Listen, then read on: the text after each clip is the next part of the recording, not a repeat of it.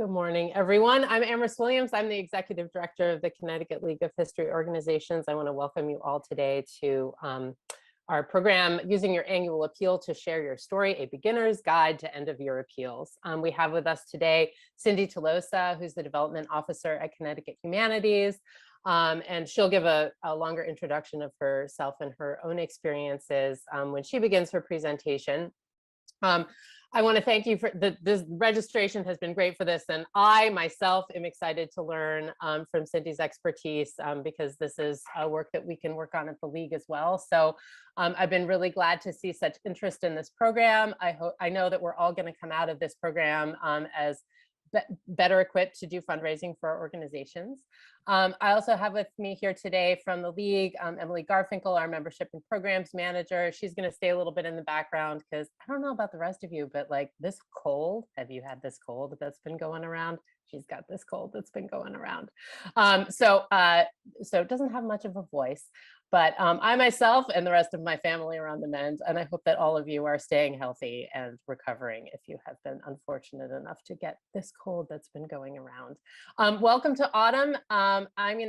Just a little overview of how things are going to work today. Cyndi's got a presentation that should last about a half an hour.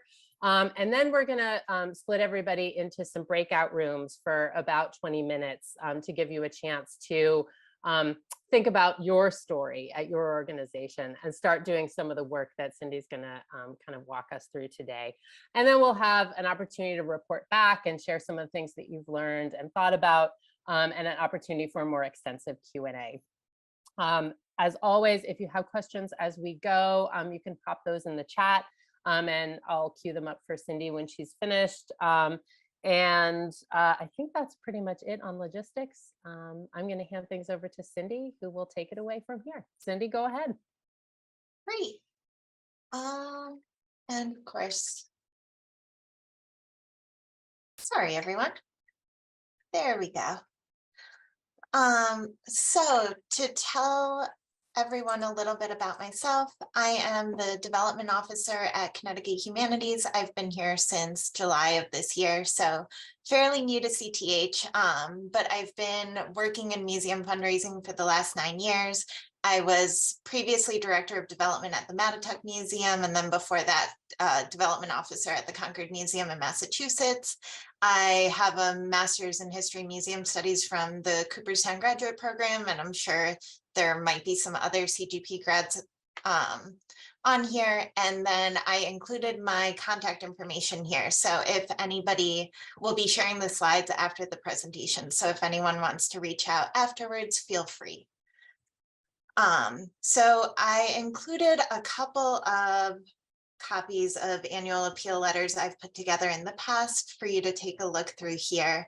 I'll give you a couple of minutes to read through, but really just a chance to think about what makes some letters stand out. Feel free to throw anything you notice in the chat or raise your hand and we can unmute you.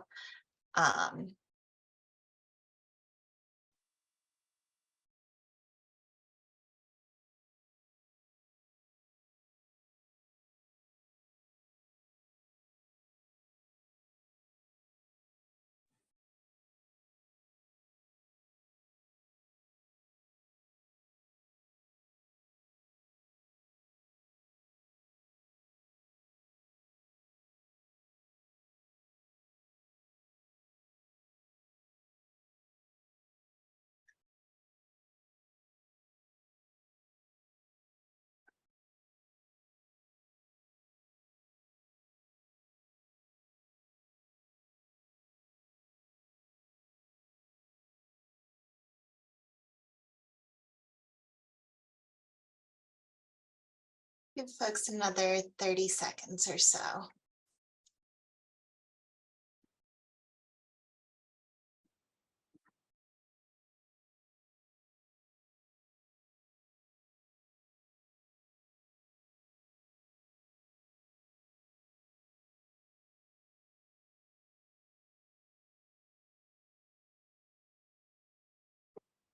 Yeah, so we have too wordy and not visual, which is probably true and definitely true on a PowerPoint slide.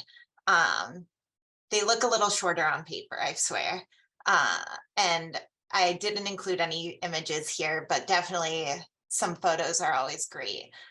So a focus on you helps make the person feel like they're a contributor, what they do or can do for the museum, an ability to scan through and get some of the major points, we creating a sense of connection. And really, this letter is a way for donors who might not have visited your museum in the last year to get a sense of what's been going on, get a little bit of an update, and really remind them of the connection that they have with your organization.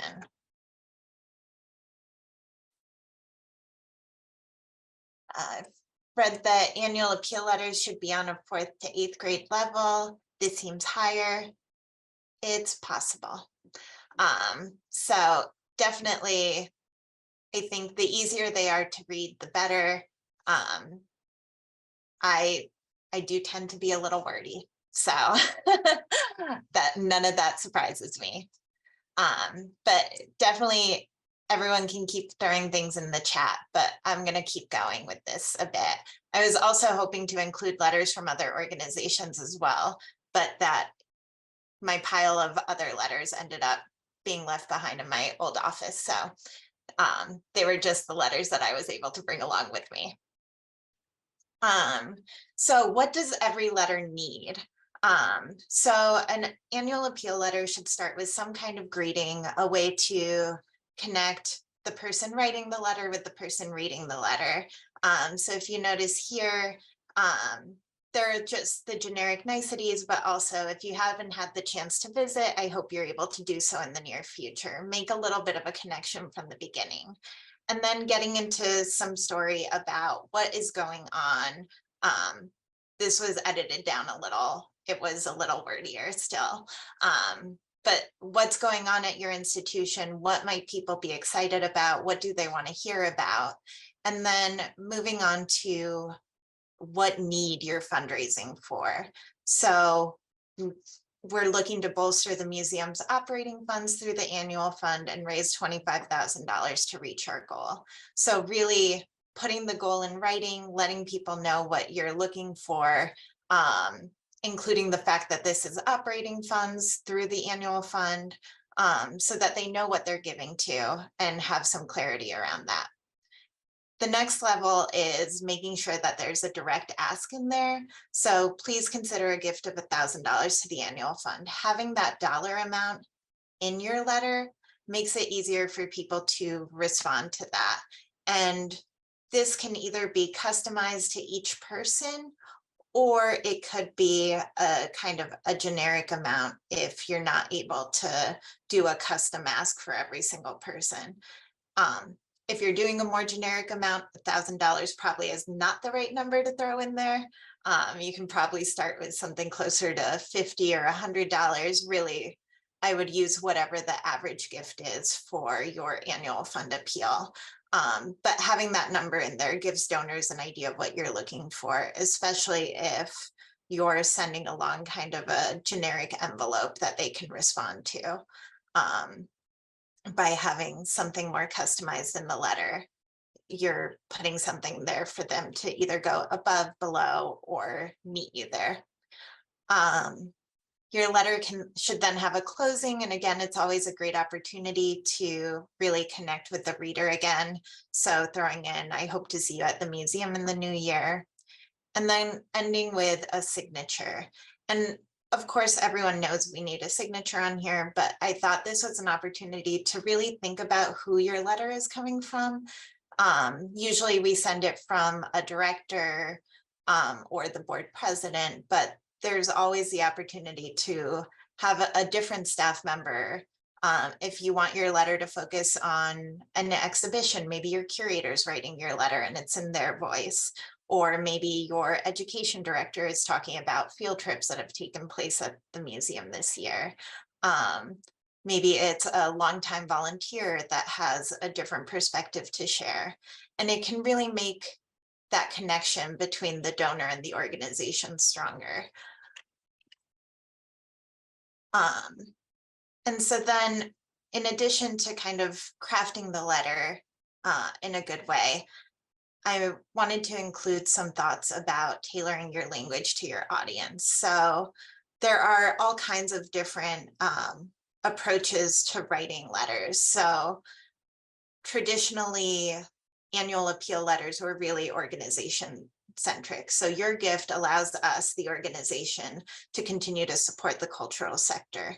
In the last 10 to 15 years, a lot of that has been pushed to being more donor centric. So instead of a gift allowing the organization to do the work, it's really about the donor doing the work kind of through giving a gift. So your generous gift supports the cultural sector directly and makes your community a more enriching place. Now, a lot of fundraising professionals are talking about more community-centric fundraising. So really focusing on that community rather than focusing on the donor and what they're getting for the gift or the work that the organization is doing. So your gift is an investment in the cultural sector, allowing organizations to work together with their communities to bring their history to life. So they're all very similar, but it just puts a slightly different spin. And they're all approaches that work.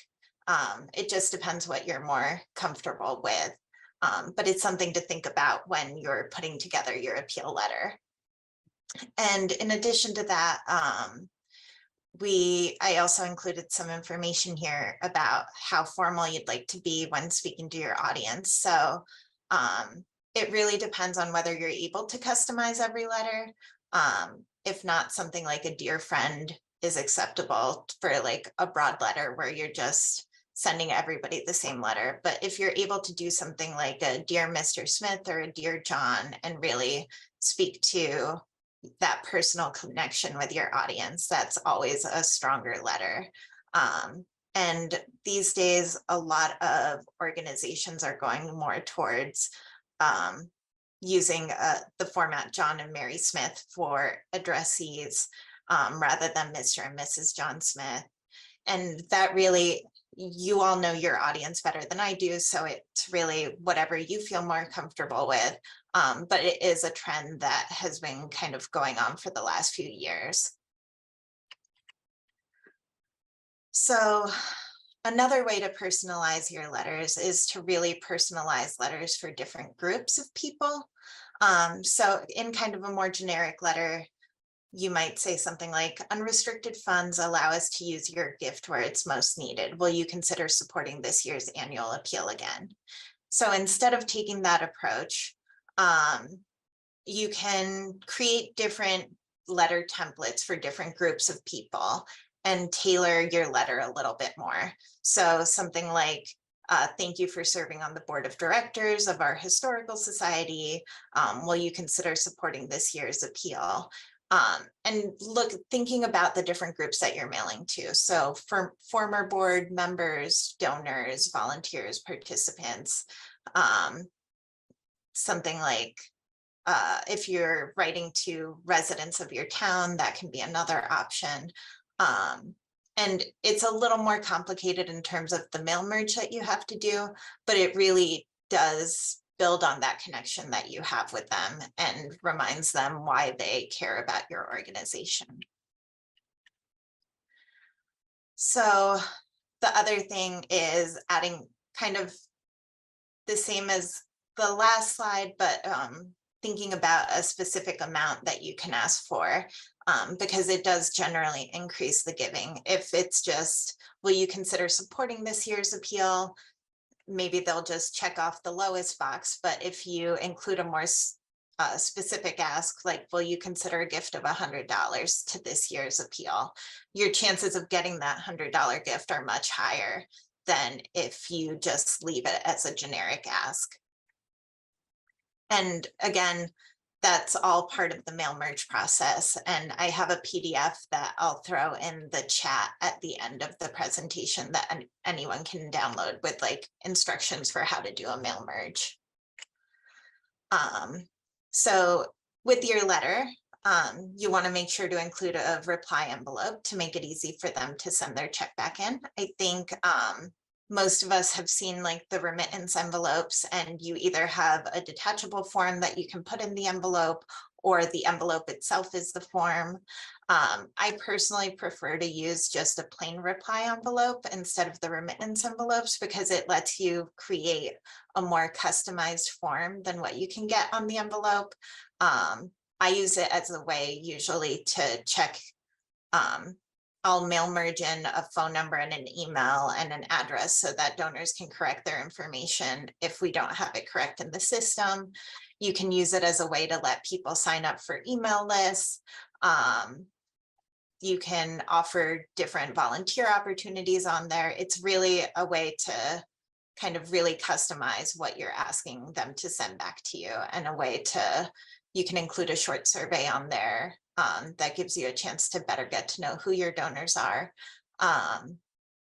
And you can either do a full 8.5 by 11 sheet, or you can just kind of cut a piece of cardstock in thirds and print it out that way. So there are lots of different options for what donors are sending back. And so your annual appeal, in addition to being a way to raise funds for your institution, is also a way to get more of a connection with different people within your sphere. So you can have a stuffing party with volunteers, and it gives you some time to be face to face with them. For smaller towns, you can work with your post office to do a town-wide mailing. You're able to send out to each household at a rate of just under 19 cents per letter. So it's a huge discount from a regular stamp. And it might, even if you don't get a huge amount of new donations, it is a way to get your organization in front of everybody in your town in a way that you might not otherwise be able to do. And along those same lines, you can work with your post office to use bulk mail if you're sending 200 or more letters, to save quite a bit on postage. It does usually take a little longer to get to the recipient if you do use bulk mail. Instead of being like a 2 to 3 day turnaround, it can be as long as 2 weeks. So that's something to keep in mind when you're putting together your timeline for that mailing. And then in terms of follow-up, following up with recipients of your annual appeal is another way to connect with them. So you can do something like an e-blast to your full list, or you can send personalized emails or phone calls to past donors or likely donors. And that's another way that you can get volunteers in the door, create a little bit of a script, and reach out in a way that feels a little more personal than just getting a letter in the mail. And then I think this is my last slide before we go into our breakout rooms. So don't forget to send a thank you after you receive your gift. So I just threw a really basic thank you letter. But ideally, if a donor can receive it within 1 to 2 weeks of sending in their gift, it's a great opportunity to remind them why they gave to your institution. And then it's another opportunity to pick up the phone, call them, thank them, but also have volunteers call them and thank them. If you work with your board, to have your boards sign notes on some of the letters for people that they know, and you kind of keep track of that, you can then ask those board members to call the people whose letters they signed. And it's another opportunity for them to feel that connection with your organization. And yes, so great, Cyndi. There are a few questions in the chat that yeah. I think would be worth getting to before we go into our breakouts. The first is from Joy, and has to do with what seems to be a really important facet of the approach that you're recommending here, which is really doing a postal mailing.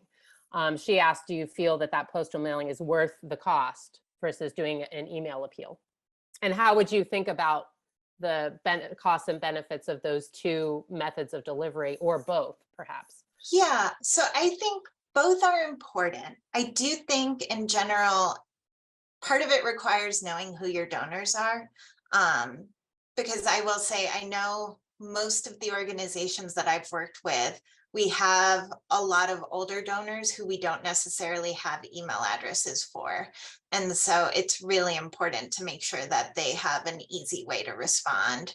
And I think although the cost is slightly higher, it still makes it really easy for a big subset of donors to donate. I know that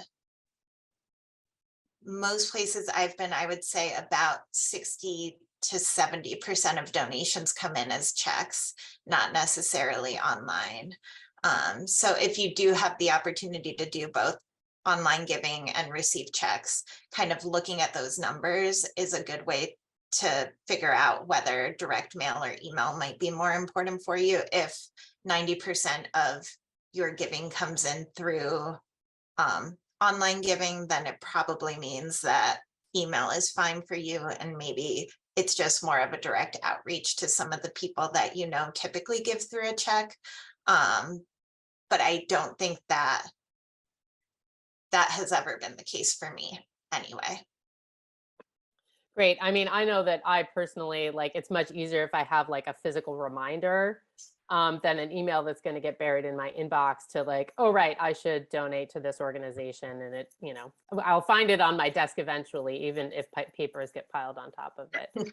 So sometimes I think that, and the league doesn't really do this right now, but it's something that I've been thinking about a lot is like, should we be doing a lot more physical mailing?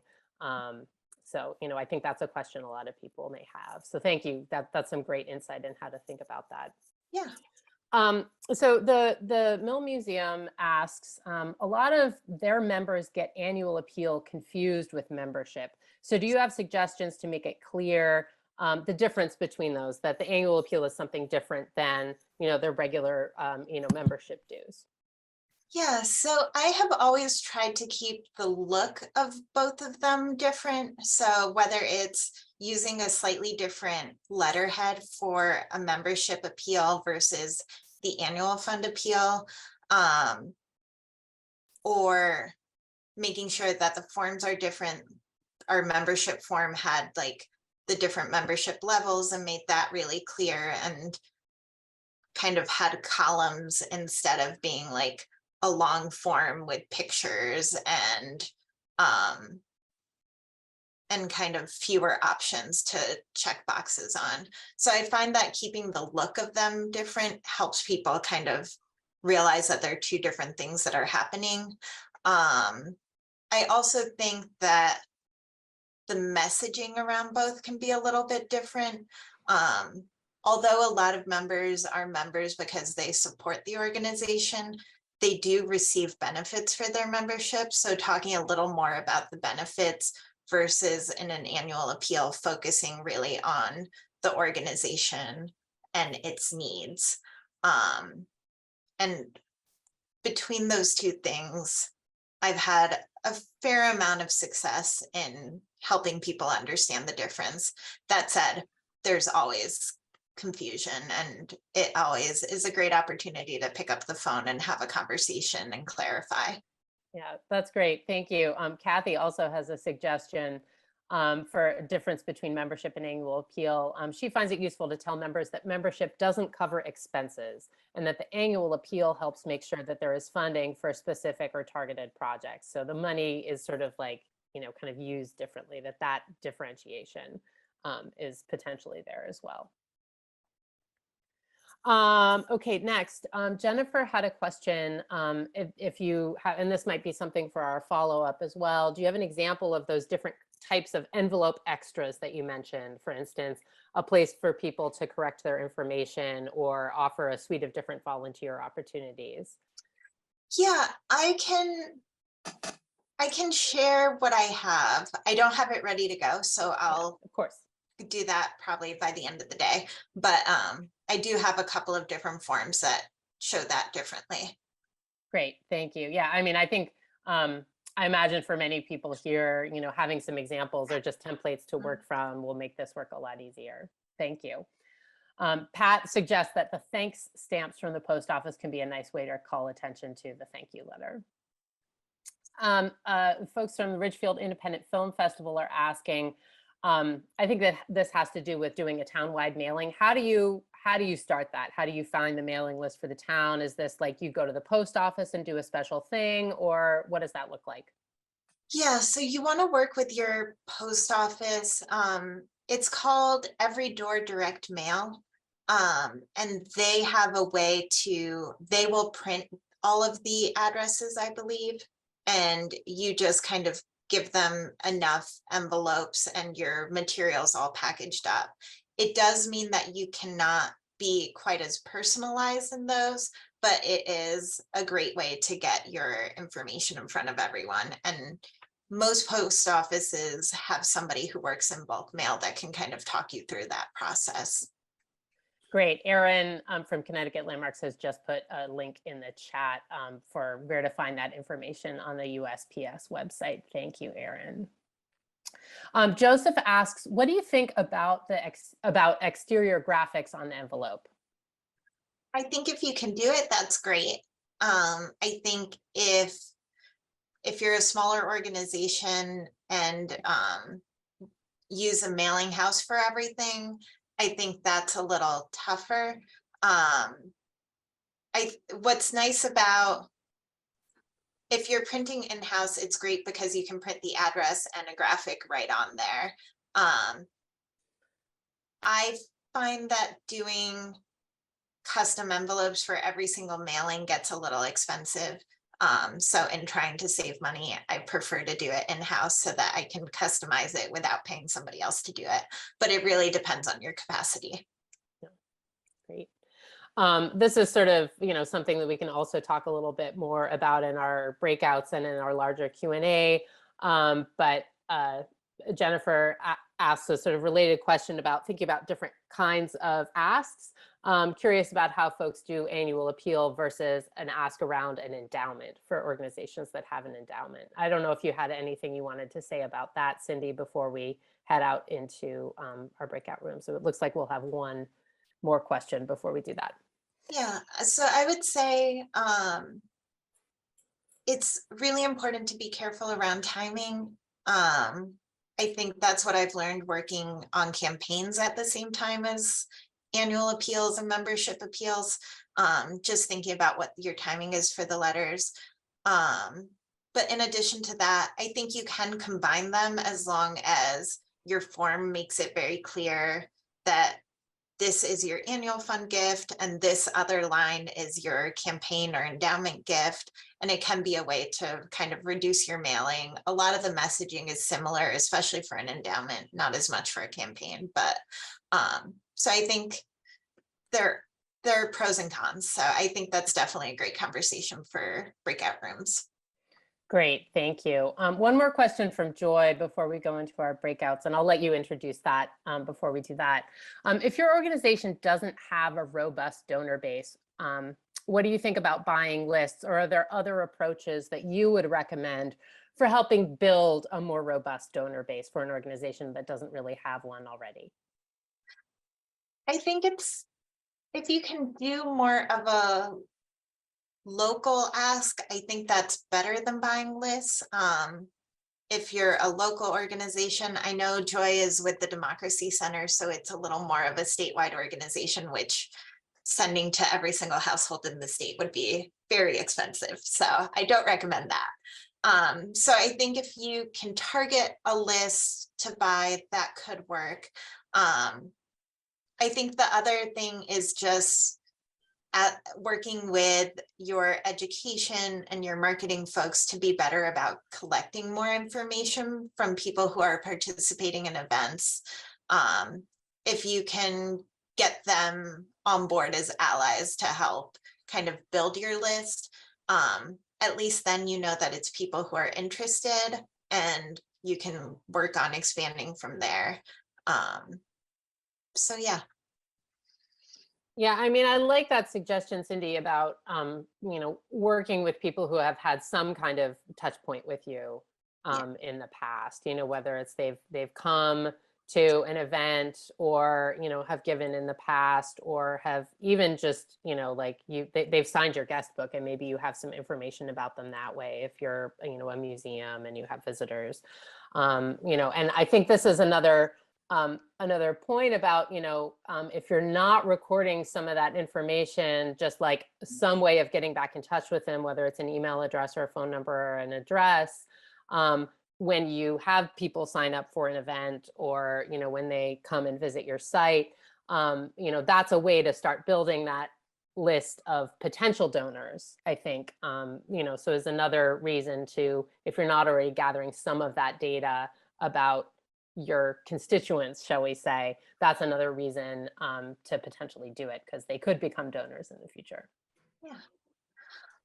So next up we're going to split everyone up into about 10 or so different breakout rooms. And we want you all to have kind of a conversation about what story you might build your annual appeal around.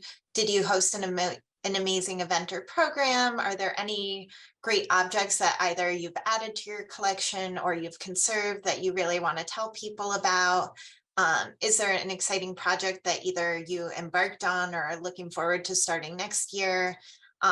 Or is there something you want donors to look forward to? Share some of those with the other members in your breakout group. And then in about 20 minutes, we'll have everybody come back together and ask that one person in each of those groups kind of share some of the compelling stories that your group came up with. Great. So great. Yeah, go ahead, Cyndi, you take it. I'm going to be quiet. There were lots of great conversations going around. If we could have one person from each group, I'll start with breakout group number 1. If you want to report back if there was anything particularly, any great stories to share or any questions for folks. Probably should have written down a name for each breakout room. I don't know what room number we were, so Go I don't know if for other it. people knew. I think we were 3, Thanks. but yeah. I was in group 1. There were 5 of us, and I think we had some good discussions, but one was, you know, when do you get this out? And it seemed that everybody was targeting November to do that. So is that kind of general consensus that earlier is better? I think anything before Thanksgiving is ideal, because after Thanksgiving, everyone's mail is, oh, perfect, Amorous. Everyone's mail is covered or crowded, starting with the holidays. So the earlier is better, but I think too early can also be a struggle, just because people might not be in that mindset yet. So early November tends to be a really good time to get that in front of people. But then it gives you the opportunity for follow-up a couple of times from November to December.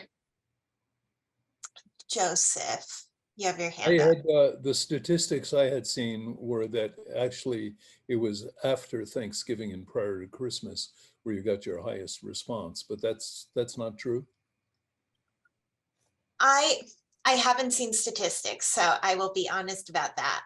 I have always felt that if I got a letter out too late in November, I did not get responses back as quickly and usually saw lower returns. But that is just my personal experience. It could be different. And you said when you get it out early, it allows you time for follow-up. What kind of follow-up are you referring to? Email and phone follow-up.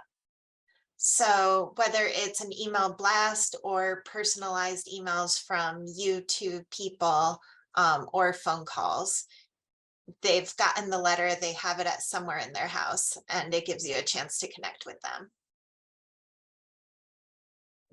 Sorry, would you have their phone numbers or emails if you're getting a mailing list from the post office? Probably not. Not usually, but if there are people who have given to you before, I probably wouldn't follow up with everybody in a town. Yeah. by phone or email, but for those like donors that you have more of a relationship with. Anything else? Anything else? Was there anything else that room one, which was Alexia, Ariana, John, Pauline, and 673-526 wanted to share in terms of a story or something exciting that's happening in your organization, so you're really excited to use to draw in donors?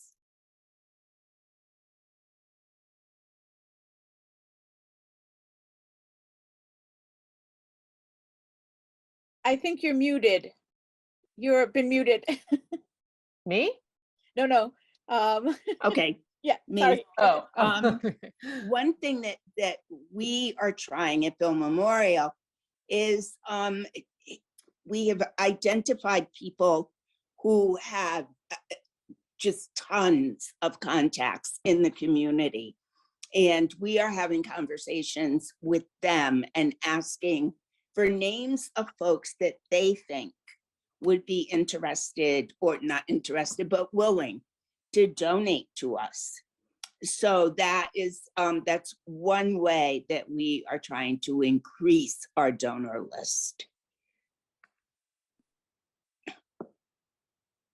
that's great. Thank you.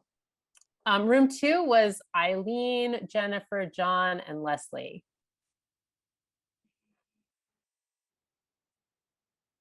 Any takers there? Did you nominate a spokesperson? Go ahead, Leslie. We did not, but I'll tackle it and the others can jump in if they want. We didn't follow the instruction, I'm afraid, and talk about, we ended up on other topics. One of which was the way people like to pay for things and what our experiences have been with that, and just kind of coming to the conclusion that at least what we're seeing in our organizations is that a majority of people still want to send a check. And for example, at Avery Cop House, which is where I work, we had a fundraising event earlier this month. And a lot of people, I'd say 80% of the people attending it paid by check. And then a fair number who couldn't attend but still want to support us sent a donation, because they had one of those little reply envelopes that gave them that option to do it. But also recognizing that, like, if it was my daughter signing up, she wouldn't even have a check to use. So she would have to be able to have some kind of online option, or else at least be able to call and pay over the phone by a credit card or something.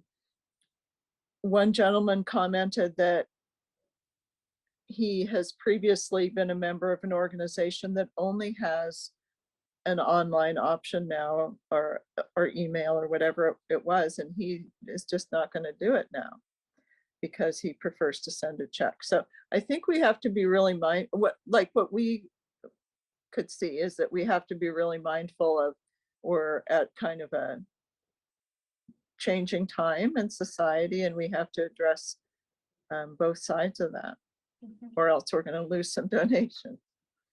And then we also talked about what is the best time to send these things out. In my area, and for others who are on this session today who live anywhere in the Groton, New London, Waterford, Norwich, we have Charter Oak Federal Credit Union, who has a matching gift program where they will match any gift that up to $500 that one of their account holders makes to a nonprofit. They used to have that around Thanksgiving, and now it's been moving earlier and earlier, and starting in August. And when the funds they've allotted are used up, that's it. So people compete to try to get those matching gifts. And then now a lot of us think, well, now we're competing for that, and then are we going to send out another annual appeal in November after we've just asked people to contribute with this? So it's a lot of stuff to try, and I just don't know the answers, but those are the kind of things we talked about. And maybe Cyndi has some suggestions about that. I don't think there's any hard and fast answer, to be honest. I think it's really, you know, your donors and whether they want to give twice a year or once a year. There's also the possibility if there are people who did not respond to that. So if somebody gave during that August appeal that you sent out so that they could receive that match, maybe removing them from the list, but mailing to other people. And I think that's where having different messaging in those letters, one really focusing on the matching gift and another really focusing on, maybe I know that you're part of Museum Makeover, so maybe telling your experience through Museum Makeover and how people can be excited to come see new outdoor interpretation in the new year. So a completely different message makes it feel like a different reason for you reaching out, even though both of them are still asking for a donation. Thank you. Great idea. Okay, room 4. Oh, wait, are we on room 3? Room 3 was Amy, Ann, Beth, Jennifer, and Peggy. Hi, I'll talk if that's all right with the group. I can start. Go We ahead. also similarly spoke about when we send these appeal letters, and if anyone is doing multiple times a year at the Children's Museum, we typically do a spring, late spring appeal and a fall winter. And I think all of us in our group said that the winter one is the best return. And I found that to be the case with us. And so I think the other organizations in my breakout room had only been doing those winter appeals. And we also talked about, the reasons behind it. A lot of folks, I think, as someone said earlier, are looking to make those end of year gifts for the end of the year. And then another thing, we did bring up my question about endowments and if people are actively soliciting for endowments, which most of us are not, but some of us are part of the Hartford Endow 21 program, which is great if you can join. They do have a lot of marketing tools and tips on how to solicit for endowments. And the big point there was that it's, got to make people aware it's a separate ask than the annual fund appeal. And then we talked briefly too about planned giving. If organizations are soliciting folks or asking if folks have included them in the will and estate planning.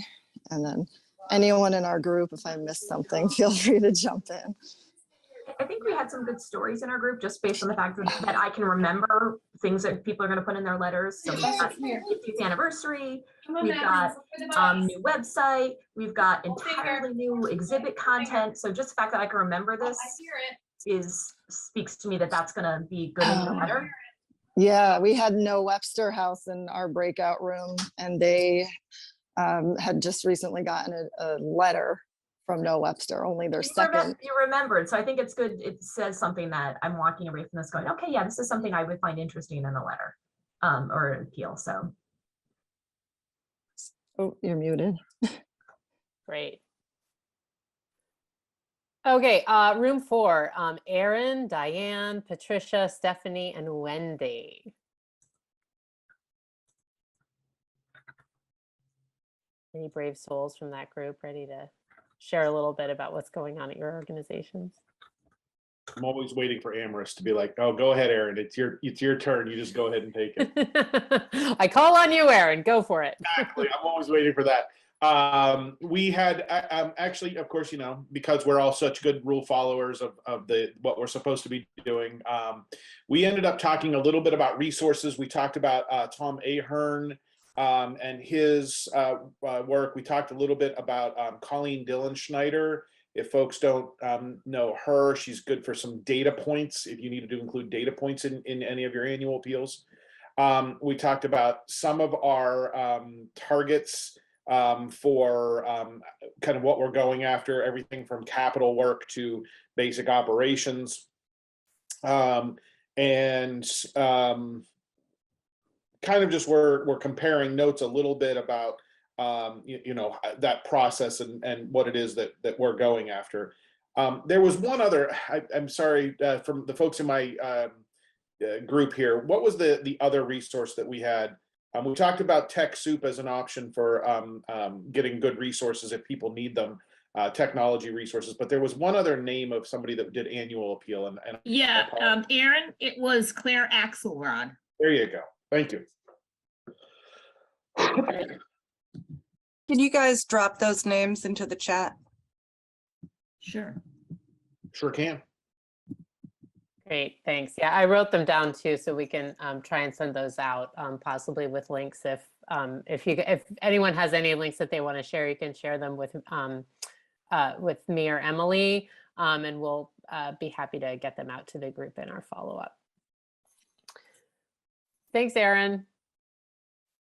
Room 5 was Elaine, Kathy, Kelly, and Marianne. Looks like you may have had some attrition from your room. I don't know, but anybody feeling brave?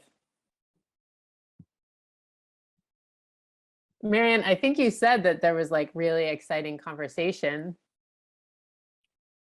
Do you want to unmute yourself and share a little bit? There was.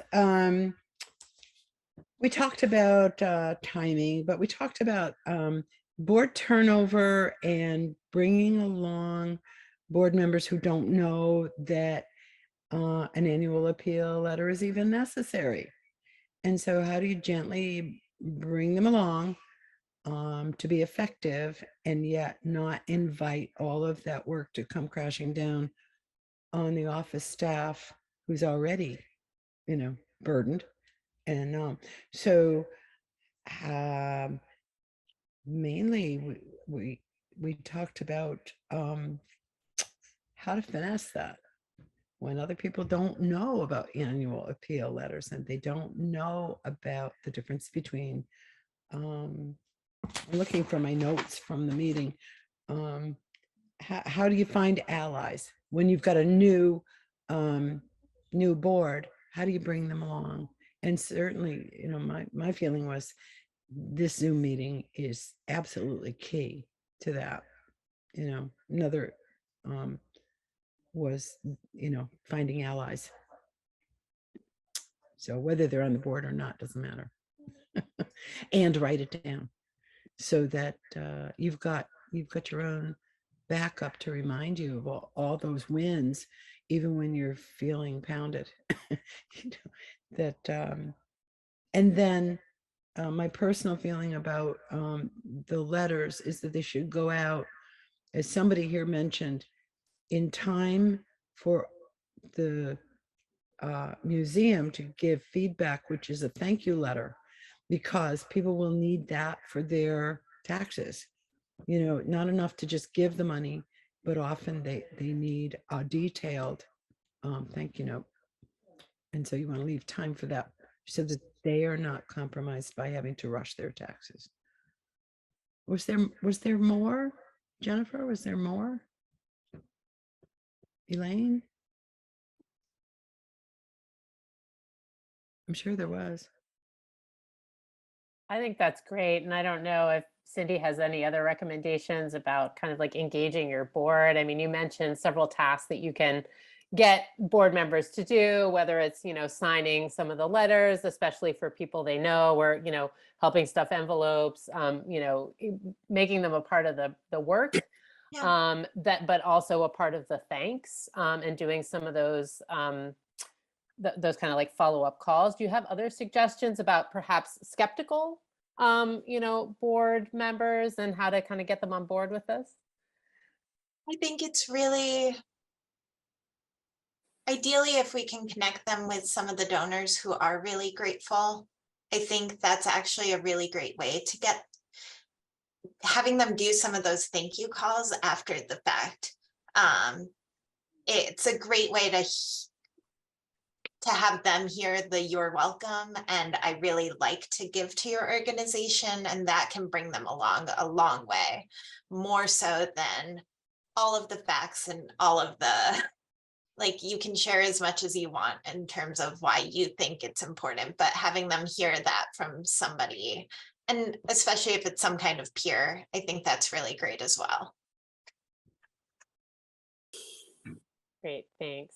I'm going to move on to room 6 so everyone has a chance to report back, which was Amelia, Galaxy S10 Plus, and iPad 171. I'm sorry. I don't know who you folks are, but I'm sorry not to have a name, but that was the room, or who remains from that room. I'll start. So most of the people in our room had never done an appeal before. And so we're looking for, foundations and like ideas about what to do for the appeals. We sort of talked about what things they could focus on in their letter. Patricia, who had to jump off, she told us she wants to focus on a project with her archives, but was wondering how she could make that, less dry for an audience reading an appeal letter.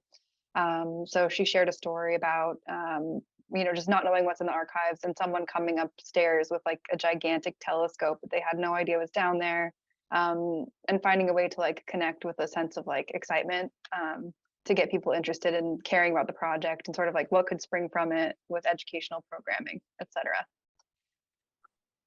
And what else?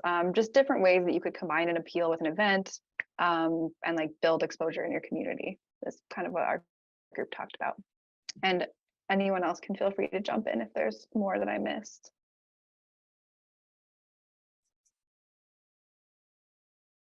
Great, thanks, Amelia. Room 7 was Barbara, Janice, Lorianne, and Marlene. Anybody want to speak up from that group? I love hearing these stories about what people are going to talk about. I think that's really invigorating.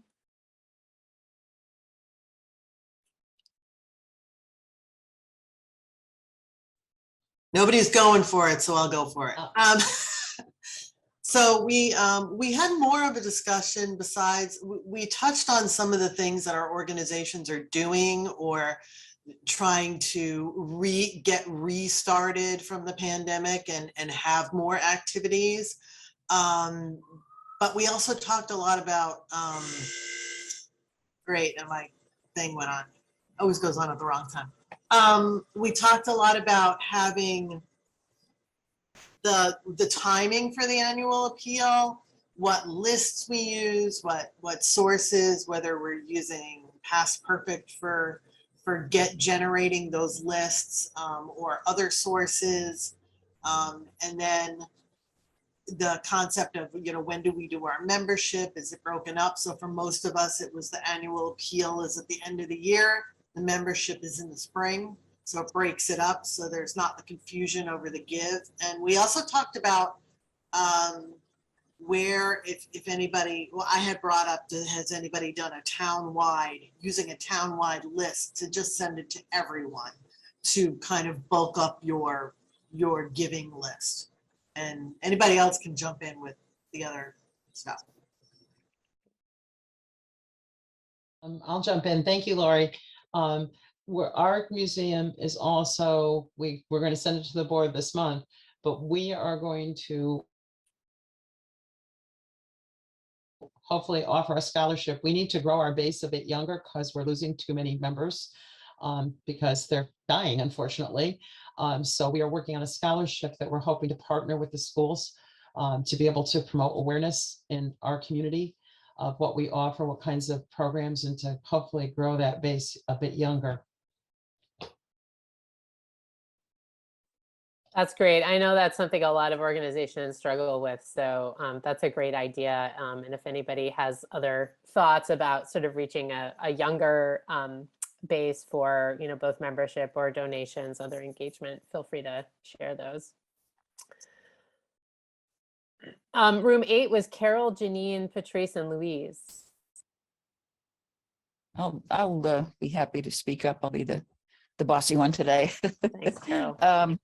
Patrice is in West Haven, and they're doing a big renovation with a new foundation, and I think a new roof, she said. One thing that we talked about for them is they have an operating blacksmith shop.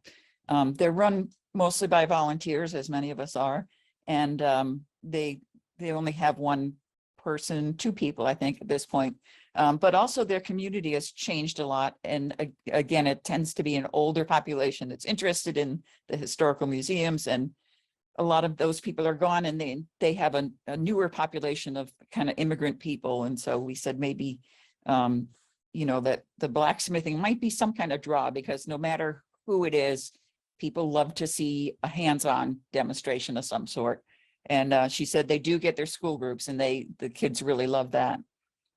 Joan is with Hartford Chorale, and of course, choral groups have had a big challenge with COVID, having to sing masked. They did finally have a concert, I think she said in May, but they had to do it with masks. What else did she have to say? Let's see. I think she said a third of her base has given their emails, but sometimes people don't want to give their emails. So that makes that a difficult way to try to reach people. And they use Network for Good. I asked her if she had, we use, it's gone right out of my brain. But we use a program for contacting people online and for our mailing list. And they use this Network for Good. So that's part of the plan too, is how you reach out to the people. We had Janine from the East Haddam Historical Society, but she was having trouble with her mute, so she wasn't able to speak out with us. But let's see, and what else did we? And let's see, for myself, for our story, I actually am in the middle of sending my letter, so the timing wasn't quite perfect for this, but I did. We're a member-based library, so we have to, keep our membership. We try to keep people and get new people, but there is a certain amount of turnover that we're always dealing with. But I talked about, we try to add materials to our online website, because a lot of our members join us to be able to use our online resources. So we've been doing Bible records. We've been digitizing those. And so I put a little picture of one of the elaborate pages from the Bible. I put that in the letter. And then something we're looking forward to doing is a total revamp of our website, which is going to be a big undertaking, probably of, a couple of years. But I mentioned that. The other thing that's tricky with us is, like, not only does our board know about doing an annual appeal, but it's worked into the budget. So if I want my budget to balance the next year, I have to make that goal. So I did mention, we're going to be working on this, but I feel funny coming out and saying, your dollars will go towards this, because your dollars will go through just keeping us going. But I do mention that it is part of the budget. And I said, we need to make our goal, and even better if we go beyond that, then we can work on some of these other things. So that was about it, unless anybody else wants to add in on that. No, that's great. Having goals works for NPR. It can work for us too, right? Room 9 was Douglas, Gladys, Richard, and the Ridgefield Independent Film Festival. Anybody want to speak up from that room? Amy, could I just make a comment earlier before you go to room 9? This is Pam from the East Haddam Historical Society. Go ahead, Pam. You were asking about getting younger people in. We had a great summer program this year called Tuesdays at 2, and it was really more a nature type thing. We had a bat lady come with some bats and bears and the snake one, which I wasn't thrilled about, but it was here. And we got a lot of new people in that had never even been in the museum. We gathered new members, we gathered emails as much as we could, but it was a younger base that we actually got some volunteers, younger kids to volunteer, because they liked it so much in here. So I don't know if that'd be helpful for other people to target that younger group, to get them and their parents in at the same time. But we did gather quite a few new members and interest in the museum through those programs. That's great. Thank you for sharing that. Again, room 9 was Douglas, Gladys, Richard, and the Ridgefield Independent Film Festival. Right. And we had our most articulate and experienced member was Joseph Celli from WPKN Radio. So successful that he left the meeting, leaving us to talk about it. But having listened to Carol Ansell, she was so articulate that we all want to join her group. And we had 3 members who had never done direct, including my organization. and one, I think Gladys, who has North Stonington. So Dick Seeger and Joanne Hudson from the festival and I. And so we were discussing doing it for the first time. Some of it was the practical, and once again, the mailing list thing of how to go to the post office or how much can be done online. So we went over a little bit of that, which Joseph seemed to have a lot of advice on. And then the real meat of it was targeting the audience. I'll give an example, Joanne, you can chime in, but for instance, running a film festival, you have people that attend. So your first capture is, well, we know they came.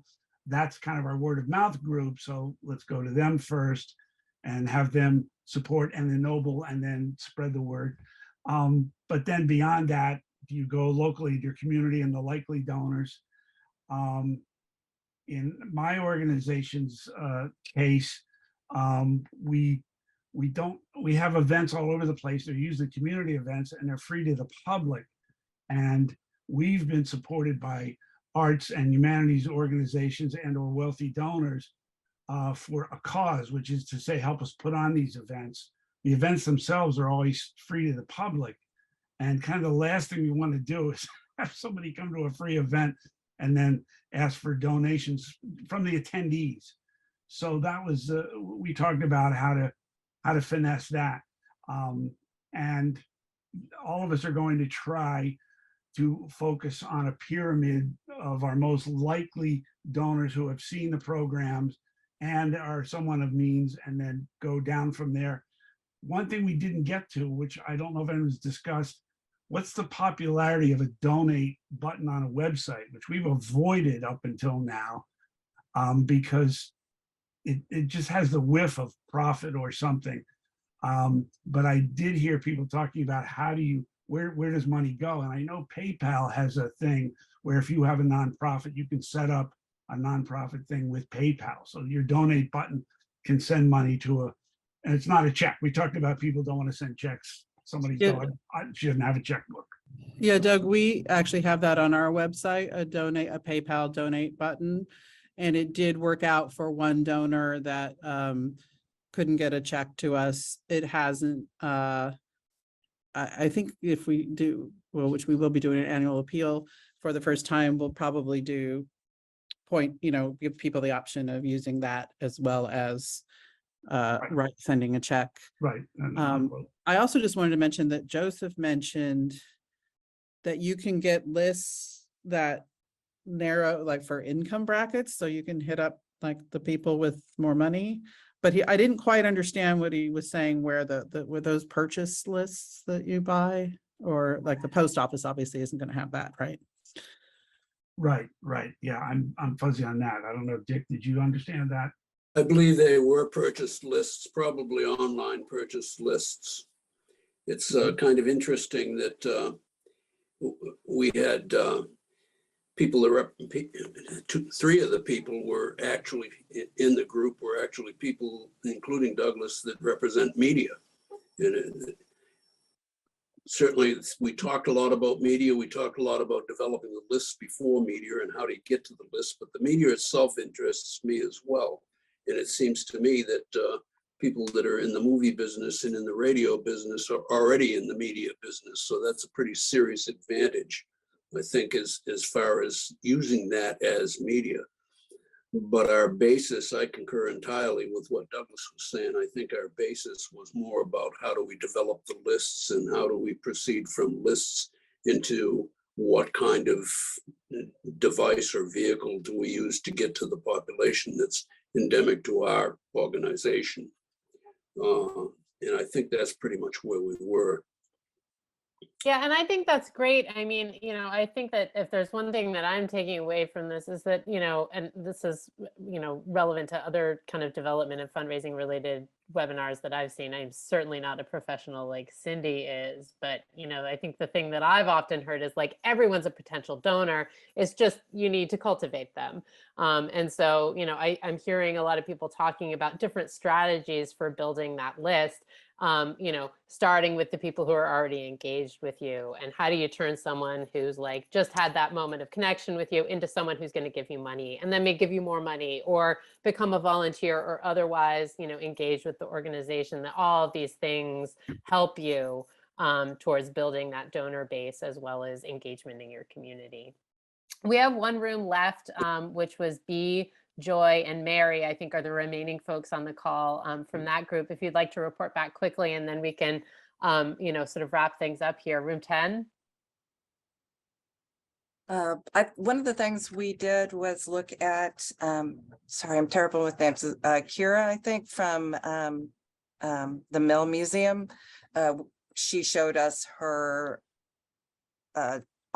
appeal from last year, which I thought was really interesting because it was a beautiful trifold self-mailer, which is, I've done half dozen appeals and I've never considered doing something like that, which I thought was, great. She got really good response for it, that she had said her first donation covered the cost of it. So I thought that was a great idea. Yeah, it is. Well, thank you all for sharing your stories and your ideas. And, clearly these breakouts were generative of more than just kind of content for your letters. And I always love it when we can host a program where we do work in the meeting and you can kind of come out of it with something written down that you can take forward and, carry forward and continue that work. So I hope you're all feeling like this was a worthwhile thing. There was one question that had come through in the chat that hasn't come up that I just kind of wanted to lob to Cyndi, before we wrap things up here. And that was about Giving Tuesday. This is something that I've often had questions about because I get emails about it and I'm like, how much is it worth my time to kind of like try and glom onto this thing that's kind of a thing. So I was wondering if you could say a bit about Giving Tuesday and your perspective on that. I think if you have a strong network that's willing to do like peer-to-peer fundraising, it's such a big online thing that I think it is helpful for younger donors to an extent, but I do feel that it's really important to have people who are willing to do peer-to-peer fundraising. So like set up either a Facebook fundraiser or something like that for your organization. Otherwise, I do feel that in terms of just general reach out on Giving Tuesday, I don't know about everybody else, but I probably get about 150 Giving Tuesday emails on Giving Tuesday, and I cannot keep track of any of it. So I don't usually give, but I've had the most success with people who I don't expect to create a Facebook fundraiser, but create one, and all of a sudden we have 10 new names of people who are interested in giving to us.